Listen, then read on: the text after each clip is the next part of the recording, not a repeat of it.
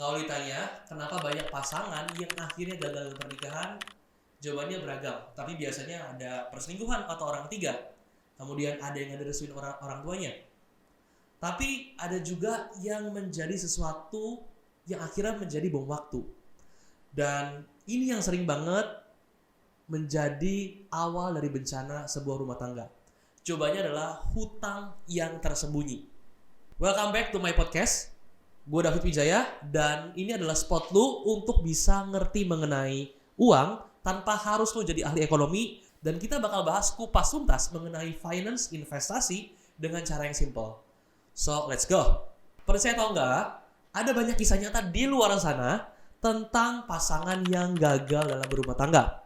Bukan karena mereka nggak saling sayang, tapi karena beban utang yang tiba-tiba muncul gitu aja. Dari ratusan ribu, jutaan, puluhan juta, sampai ratusan juta yang nggak mereka sadari, akhirnya ini menjadi hutang konsumtif yang membahayakan kedua belah pihak. Dan di episode kali ini gue tuh bakal bahas mengenai kisah yang sempat dibahas juga ke gue, dan ternyata lagi rame di sosial media juga, mengenai pasangan yang cukup rame karena mereka akhirnya berujung dengan saling benci karena ada hutang-hutang yang tersembunyi.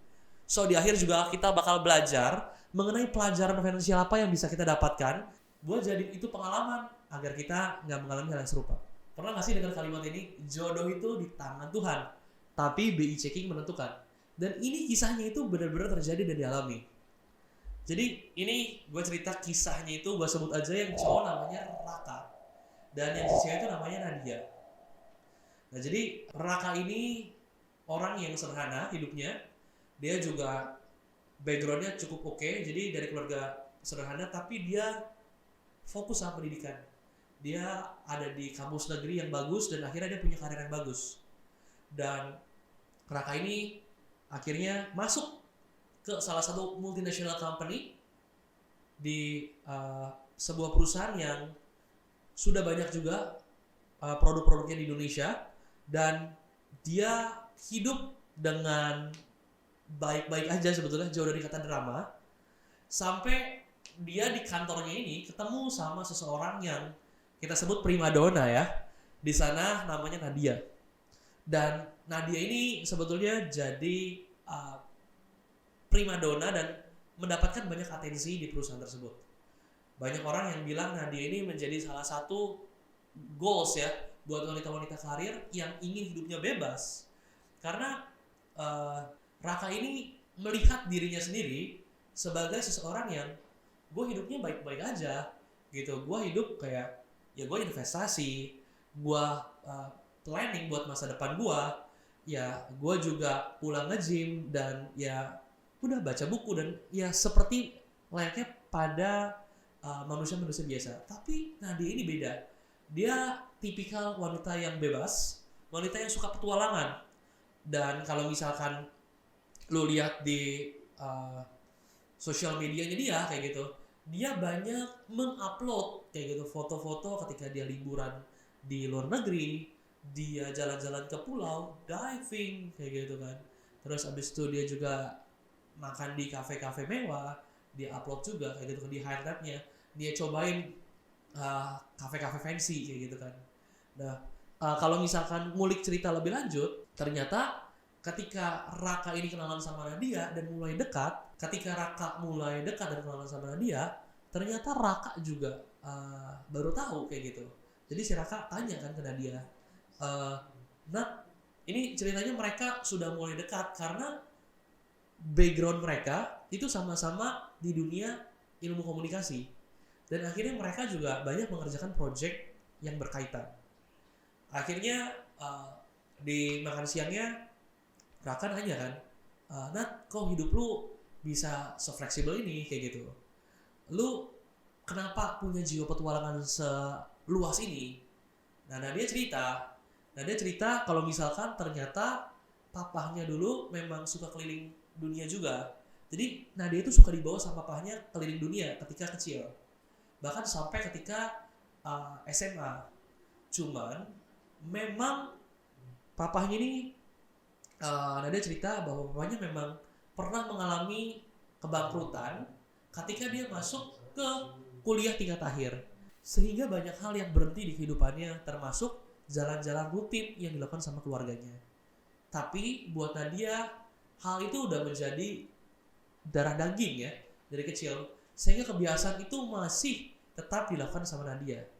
Dan melihat hal tersebut, sebetulnya Raka merasa itu hal yang dia impikan juga, karena dia nggak pernah tuh yang namanya keluar negeri kecuali untuk urusan kerjaan.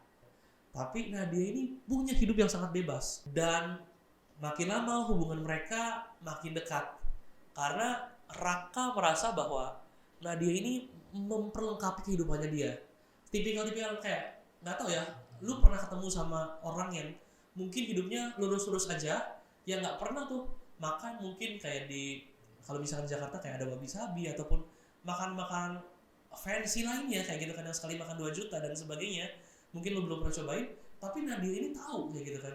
Dan akhirnya Raka yang nggak pernah melakukan itu, akhirnya dia mulai merasa bahwa oke, ternyata ini loh hidup gitu loh. Dia merasa hidup ketika bersama Nadia kayak gitu. Dia merasa bahwa ini hidup yang gue cari selama ini kayak gitu. Dan Raka juga tipikal yang cowok-cowok pada umumnya yang sebetulnya bingung juga di awal apakah split bill atau enggak. Tapi dia cerita juga bahwa biasanya ketika kalau cowok yang ngajak nih kayak gitu, cowok yang harusnya bayarin kayak gitu kan. Terus ya Raka yang belum begitu mengerti sebetulnya dunia hal seperti ini, ya nurut-nurut aja. Jadi karena begitu tertariknya, magnetnya kuat si Nadia ini, si Raka akhirnya ya udah ikut-ikut aja, dan sedikit demi sedikit dia akhirnya mengikis tabungan dan investasi dia demi bisa makan atau jalan sama Nadia. Jadi si Nadia ini pernah nggak sengaja keceplosan buat bercanda sama si Raka ini bahwa hutangnya dia itu lagi numpuk di salah satu bank dan dia harus pinjem dari bank lain untuk nutupin hutang ini kayak gitu. Cuman ya Raka sebetulnya mulai agak shock nih kayak gitu, karena dia juga jarang bahas mengenai masalah keuangan, dan dia setelah 8 bulanan ini berjalan, dia baru tahu bahwa ternyata Nadia ini punya hutang di bank dan dia harus menutupi hutangnya lagi dengan cara dia minjem dari bank lain. Ini sesuatu yang mengganjal sebetulnya dalam hati Raka. Ada yang nggak beres. Dia ngerasa bahwa ini harus dibenerin, gitu. Tapi yang namanya udah cinta ya, udah bener-bener cinta sama si Nadia ini, bucin ya, udah jalan-jalan bareng ya kan, udah ngerasa si Raka ini tuh udah ngeluarin duit banyak buat si Nadia ini kayak gitu, dan waktunya juga udah dikeluarin banyak buat si Nadia ini. So dia ngerasa bahwa ya udahlah, Nat, lu kalau misalkan memang lagi butuh, lu info ke gue aja, kalau memang gue ada rezeki gue bisa bantu kayak gitu. Maka juga nanti kayak biasa gue aja yang nanggung kok, tenang aja. Nanti kalau butuh belanja ya kayak biasa gue juga kan bakal bantuin kayak gitu, jadi lu gak usah khawatir ya kayak gitu. Nah ada momen dimana si Nadia yang tahu hal tersebut akhirnya tuh jadi gayung bersambut buat si Nadia ini sendiri. Jadi ya masalah-masalah ini yang menjadi tanda red flag sebetulnya itu dibiarkan begitu aja sama si Raka, padahal itu udah di depan mata sekali. Setelah setahun pacaran, Raka akhirnya melamar Nadia, dan Nadia menerimanya dengan berkaca-kaca, dan bisa jadi ini merupakan akhir bahagia mereka yang palsu, dan mereka mulai merencanakan pernikahan impian mereka. Dan keputusan menikah yang akan terjadi beberapa bulan lagi ini menjadi kebahagiaan sempurna buat Raka. Ia bahkan mulai berencana untuk membelikan rumah buat Nadia, karena ini menjadi salah satu syarat sebetulnya buat Nadia dari orang tuanya. Kalau kamu mau menikah sama anak saya, ya kamu harus punya rumah. Si Raka yang saking bucinnya, dia mau tuh memberikan rumahnya itu atas namanya Nadia. Pas lagi dicek, ternyata BI Checking ini menolak KPR-nya Nadia. karena riwayat kredit Nadia yang sangat buruk. Di sini Raka udah mulai sadar bahwa Nadia ini punya banyak hal yang disembunyikan. Dan akhirnya dia cerita sama ibunya. Dan ibunya juga cukup kaget ya. Karena sejauh ini Nadia dikenal sebagai perempuan yang baik ya ke mertuanya. Perempuan yang peduli, karena kalau misalkan dari luar negeri suka kasih barang ke mamanya, suka ngajak jalan-jalan, suka ngajakin makan enak kayak gitu. Tapi dia nggak sadar bahwa ternyata di belakang itu semuanya dihutangin, semuanya ditumpuk sama hutang-hutang yang dia buat sendiri. Dan ini bisa jadi bom waktu. Nah, dia akhirnya ngobrol sama orang tuanya Raka dan juga Raka sendiri, karena mereka seperti tradisi pada umumnya ya, keluarga mempelai pria datang ke mempelai perempuan. Di situ ibu Raka ngobrol sama Nadia, tanya gitu. Ibu Raka ngomong, Nadia kemarin Raka sempat cerita kamu katanya lagi ada masalah keuangan ya. Nadia agak kaget sebetulnya karena ibunya Raka sampai tahu kayak gitu. Terus Nadia cerita bahwa hidupnya dia memang sebelumnya seperti itu. Jadi dia dari keluarga yang memang sudah dalam tanda kutip mapan sebelumnya, dan gaya hidup untuk melakukan jalan-jalan ke luar negeri ataupun makan-makan fancy itu menjadi hal yang udah biasa. Dan orang tuanya Raka ya sebetulnya juga mau nggak mau harus tegas ke Nadia bahwa kamu nggak bisa seperti ini selamanya kayak gitu. Kamu harus berubah. Kalau enggak, ini akan membahayakan kamu dan suami kamu, nanti calon suami kamu kayak gitu. Karena penghasilan mereka itu nggak akan cukup untuk memenuhi semua keinginan yang mereka lakukan. Jadi kalau mau, mereka harus menunda keinginan itu.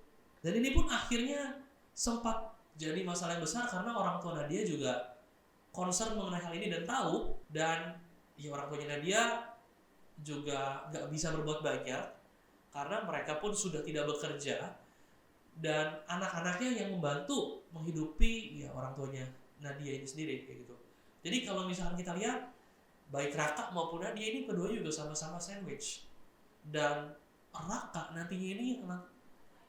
nantinya harus membantu kehidupannya orang tuanya, keluarga dia sendiri, dan juga keluarga Nadia.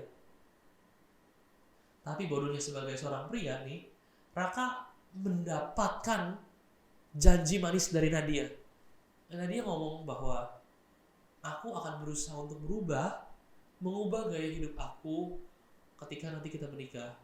Aku tidak akan sering-sering pergi ke luar negeri.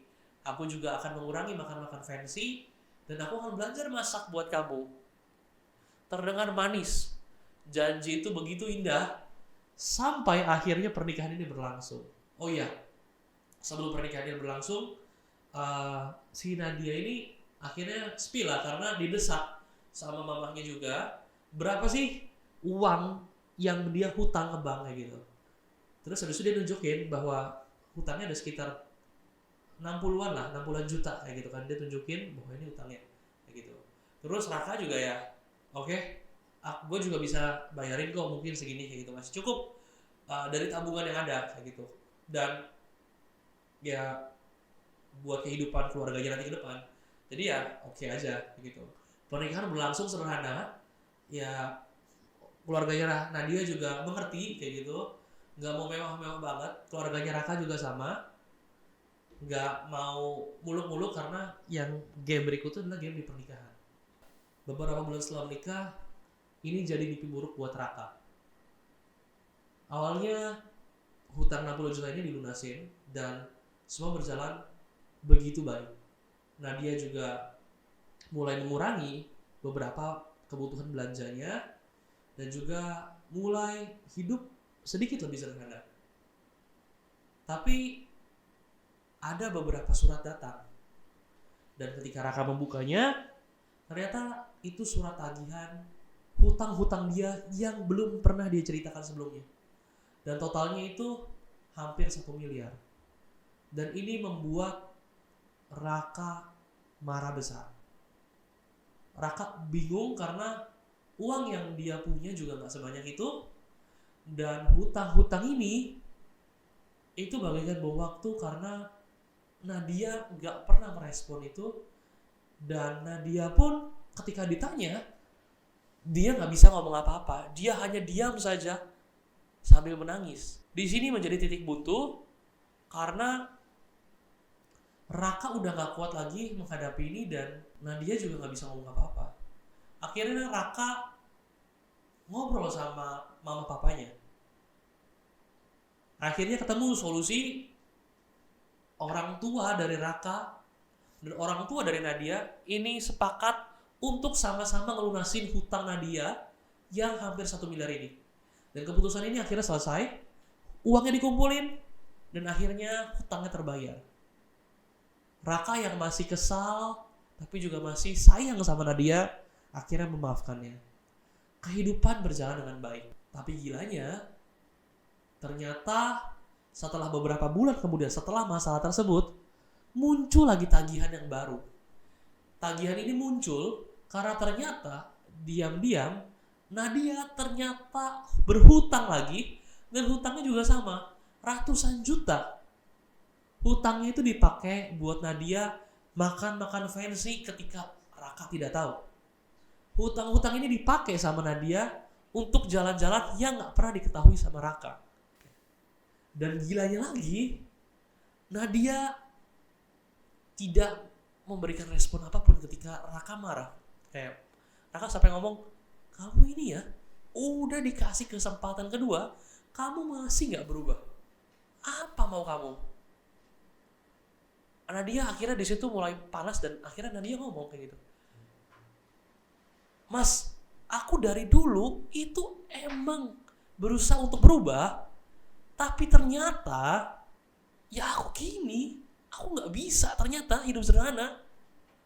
Aku gak bisa makan kayak gini terus. Aku bosan. Aku mau jalan-jalan. Aku mau makan enak. Aku gak mau dikekang kayak gini terus. Capek aku. Aku dari kecil hidupnya tuh enak. Hidupnya baik-baik aja. Tapi sama kamu ya, makan semua sederhana. Dan akhirnya di situ Raka yang benar-benar panas akhirnya marah dan ya udah, kalau kamu kayak gini nggak bisa berubah, kamu nggak ngehargain aku, kita cerai aja. Nadia juga sama, yang diliputi emosi akhirnya mengiyakan untuk masalah perceraian itu. Dan akhirnya mereka berdua pisah. Ini benar-benar memukul keluarganya Raka. Mamanya sampai sakit. Mamanya sampai ngomong bahwa, Raka, mama loh ini udah habisin emas yang mama punya, habisin uang pensiunnya papa sama mama, ini buat bayarin hutang-hutangnya kamu sama Nadia, dan sekarang kamu putus, Raka. Ini pasangan yang kamu pengen kan? Kita nurutin loh.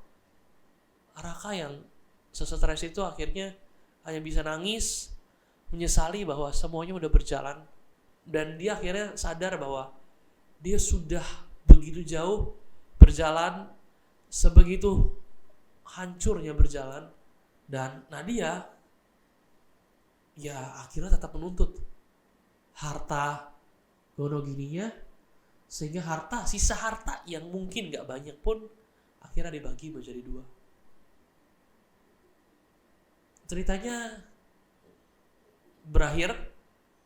Gue juga gak dapet updatean lebih lanjut soal ini, karena menurut gue ini cerita yang cukup menyedihkan ya.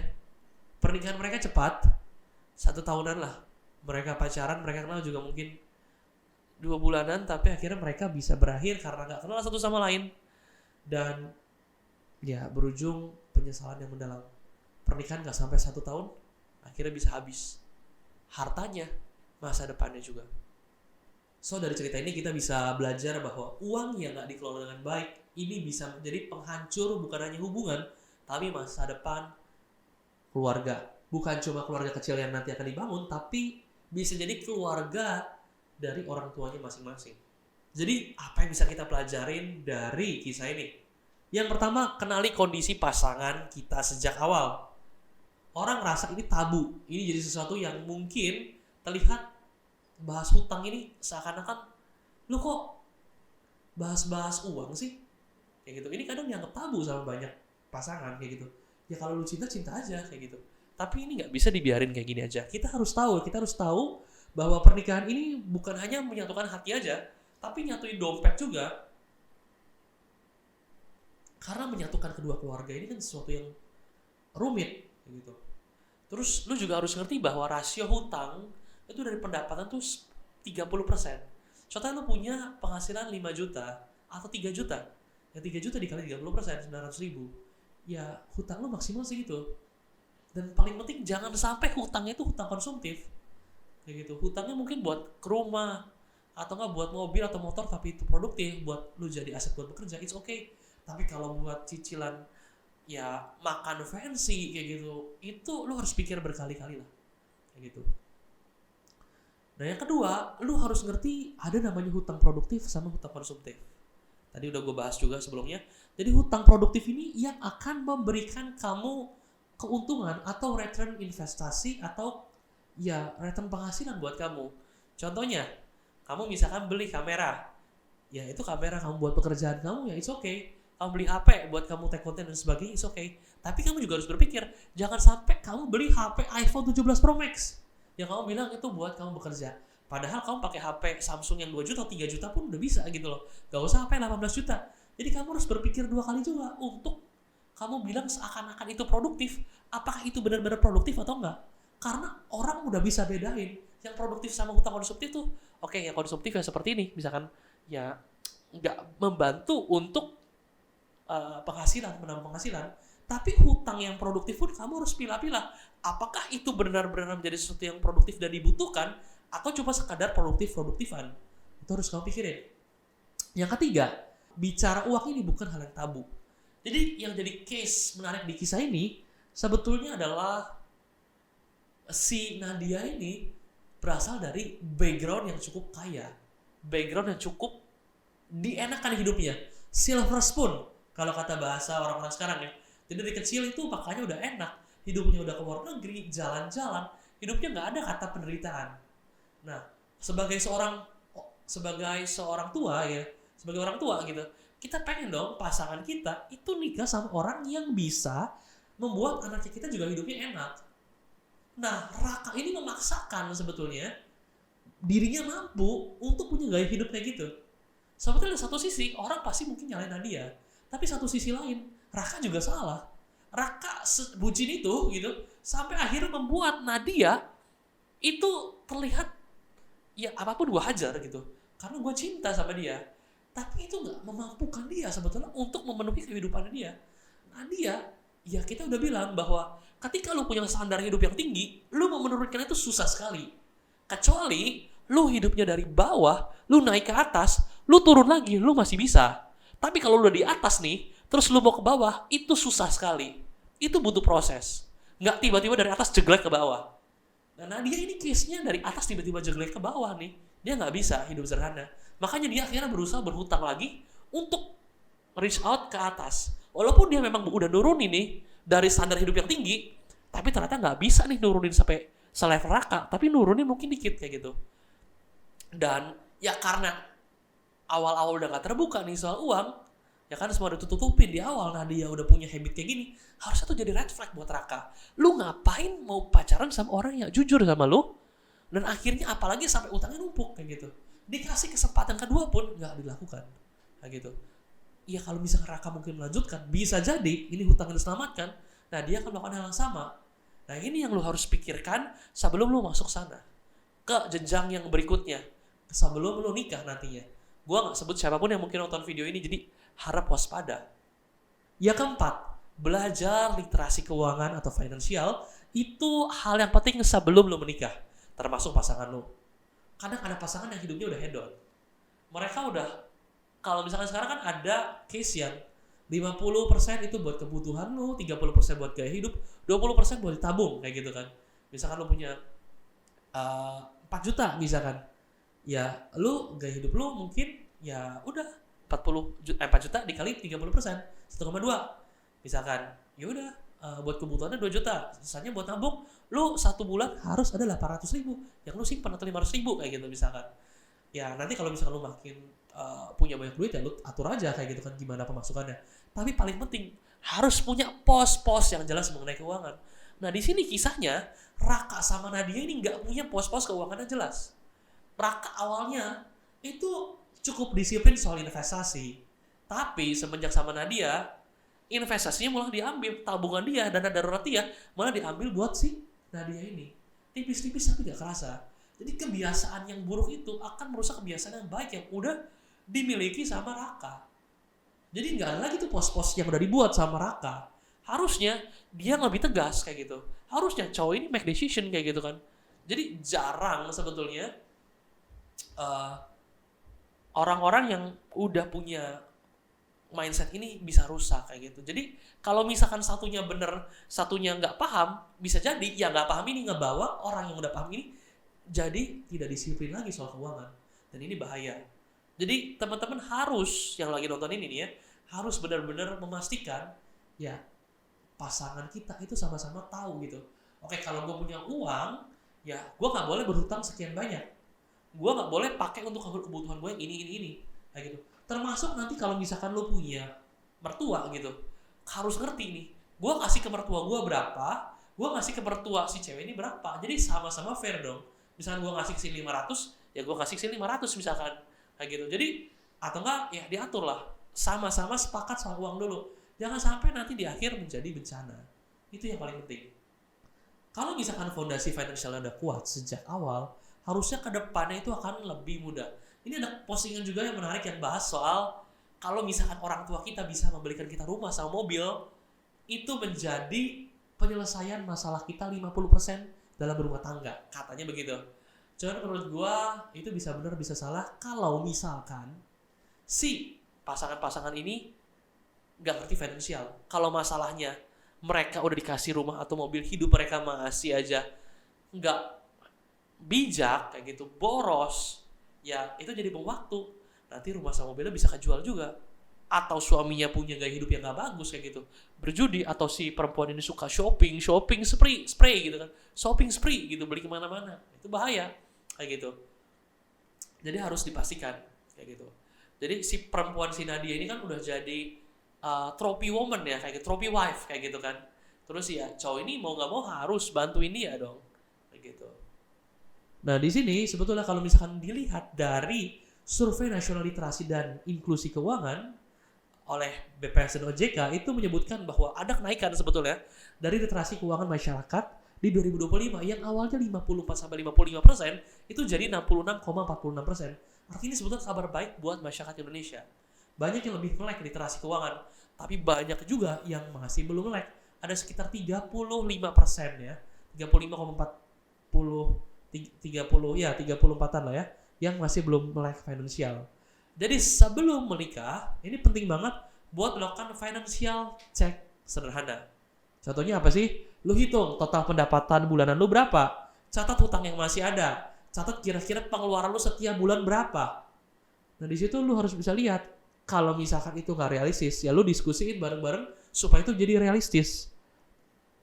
Dengan cara begini, pasangan lu dan lu itu punya tujuan yang sama untuk menyelesaikan keuangan yang sama. Bukan sama-sama dipaksain karena cinta. Itu bodoh ujung-ujungnya. Nah, analoginya, ya tadi yang gue bilang, lu punya utang itu 30% maksimal sebetulnya.